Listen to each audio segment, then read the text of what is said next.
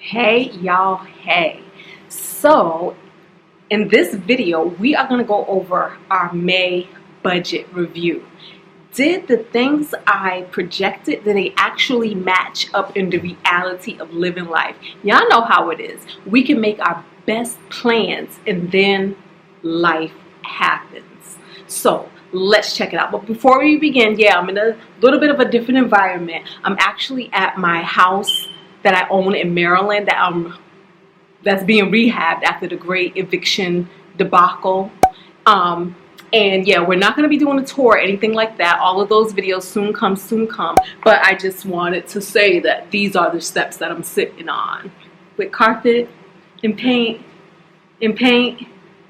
Yay! Okay, so let's begin, guys. So first of all, on this side of the paper is what I said would happen, and then on this side of the paper is what actually happened.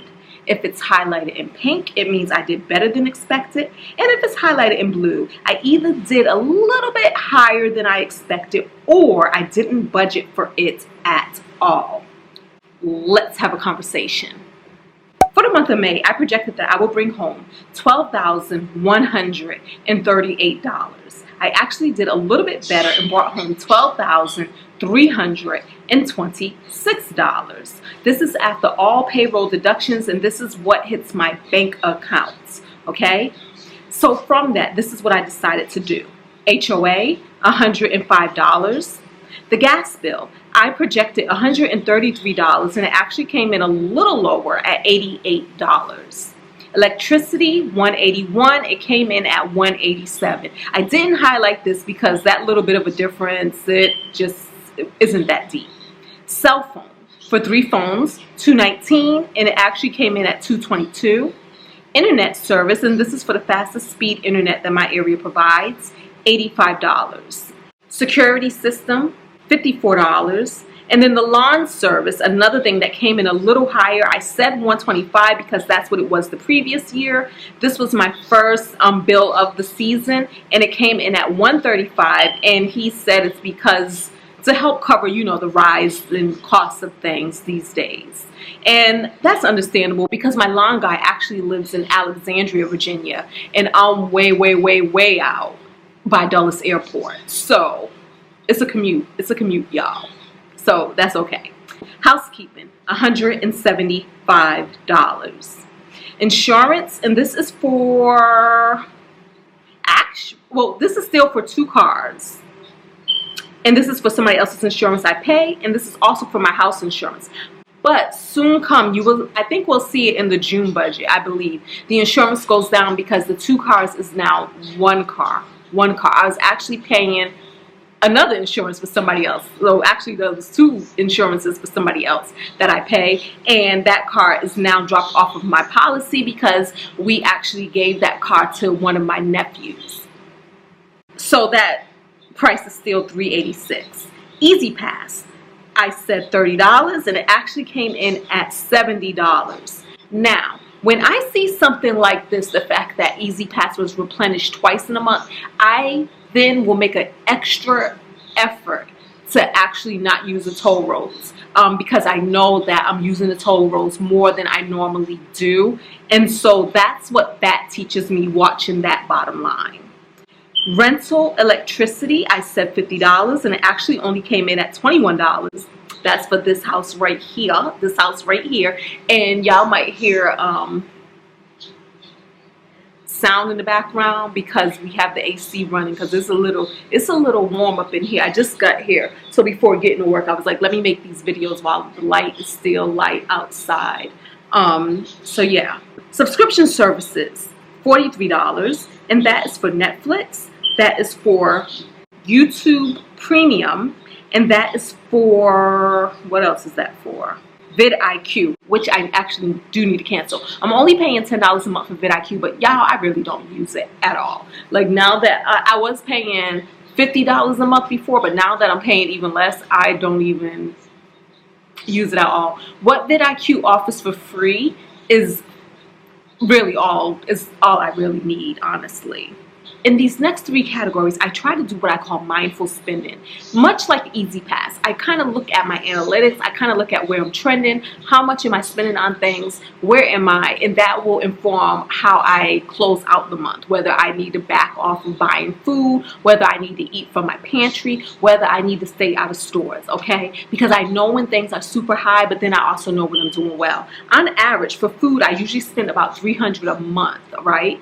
This month I came in under, and I only spent $149, and that's for groceries and that is for eating out. Fund miscellaneous, $70, and a lot of that was ATMs. I think I took out like about $50 in ATMs, in ATM money, and about $20 in, I don't know, something else. I don't even remember. Actually, I think all of that was ATM money, honestly. Household miscellaneous, $275, because I have 3 renters in the house, and plus the house is just due for re-ups on certain supplies. Here, now, I said 200. I knew 200 was going to be too low. I actually spent $345 on hair. Let me explain. $250 was for the actual installation of these braids, right? $250. And the person who I go to, I really like her. She's super fast, and I like her work. She's super consistent. So that's all good. Then $55 of that was on the actual hair. The actual hair. And I actually bought more hair than I needed. So not $55 worth of hair is in my head, but I did buy $55 of hair. Actually $40 of hair, and then about $15 of other beauty supplies. And then, oh, and then a tip. I did a $40 tip. And so that's what that is right there. And so that's why my hair came to $345. Nails, I said $80, and I actually only spent $65. Lashes, $115. Amsterdam. Now, I set aside $1,000, and then I made my video and I was like, did I budget enough for Amsterdam? I kind of felt like I didn't, because in that money I still had needed to do a hotel room for our stay in Amsterdam. So I moved it up to $1,500. So what you see here is $1,000 because that's what I did. But then during the month I actually adjusted it to $1,500. But then, so this is why it's still pink, because I actually only spent $1,082. The reason why it's pink is because I actually came under the $1,500 that I gave myself for spending money. And I thought that was pretty dope, because in Amsterdam I actually did everything that I wanted to do. We did amazing excursions, we did amazing tours, and we went to great restaurants, and we really spent what we wanted to spend. And then we got home and did the budget. Normally I'd be doing the budget while I'm on vacation, like but we did the budget when we got home, and I was pleasantly surprised that that's all I spent. Because in this, how much was it?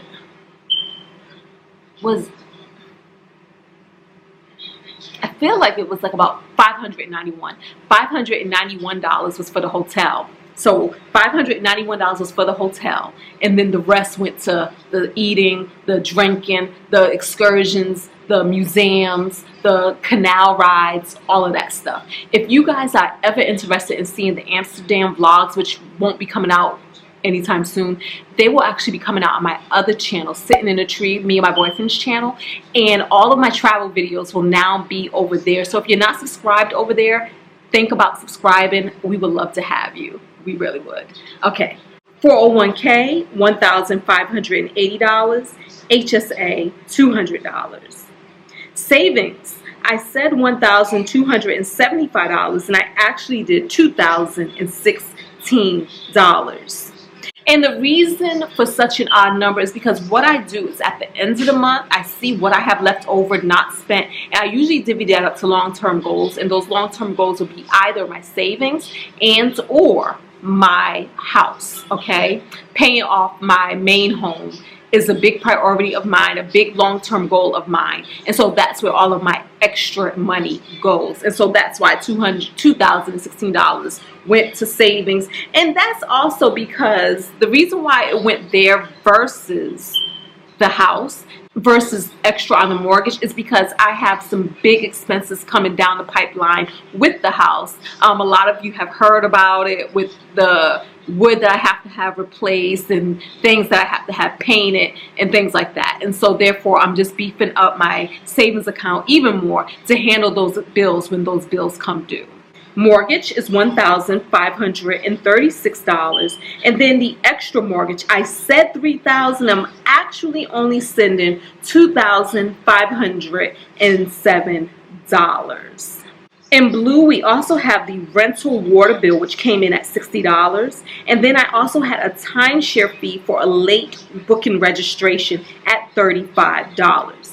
I will be writing that off because I'm actually renting the timeshare out for the price of $1,700. So out of that $1,700, $35 is an expense plus the fee that I'm paying my timeshare property manager. I don't know what to call them, but I do use a booking agency to rent out my timeshare, and they take about $200 to $300, and so all of those things are write-offs, and that's what it is because I'm not using my timeshare. So I've been renting it out for the past 10 years. I know somebody asked me this question. I've been renting it out for about the past 10 years, and it's worked out really well for me.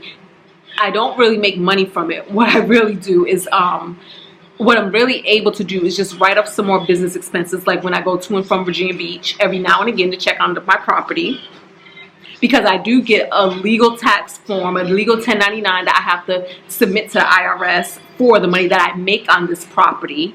And it basically takes care of the timeshare maintenance fees that I pay every year. And if there was a year that I do choose to use it, so be it, I can use it. But that's what it is. Until we find a way to actually get rid of timeshares altogether, that's the story. That's what I'm able to do in the meantime. Gifts, I did about $720 in giving. And that is it, y'all. If you add all of that up, that equals $12,326. So that is what I did with my money for the month of May. I'm very pleased with it all. And don't forget to thumbs up, guys. Subscribe to the channel if you're not subscribed. On this channel, we talk about possibility. We talk about all things possibility. We talk about what we can do with our money, what we're doing with our money, and lessons we are learning about money, about life, and about manifesting awesomeness. Okay, so until the next video, y'all, thank you all so much for watching. Until the next time, let there always, always, always, always, regardless of the circumstances, let there always be peace. All right, guys, I'm gonna give y'all a sneak peek of this kitchen because y'all did help me pick it out. Y'all helped me with this decision. So let's take a sneak peek of the kitchen. Ooh, look at the floors. We have laminate countertops. The whites won out. We did a poll on what color cabinets we should get, and white won. So we have white, and we also have gold accents. We have the gold pools. We have the gold sink faucet, and look at this stove, y'all. Look at this stove. I actually picked a 5-burner stove. Look at that. Bam. So you got the little griddle thing in the middle. So that's all. And look, I'm deciding between light fixtures right now. But that's all I'm going to show you guys for now. That's it for now. But yeah, we're still working on this baby. So that's this little sneak peek.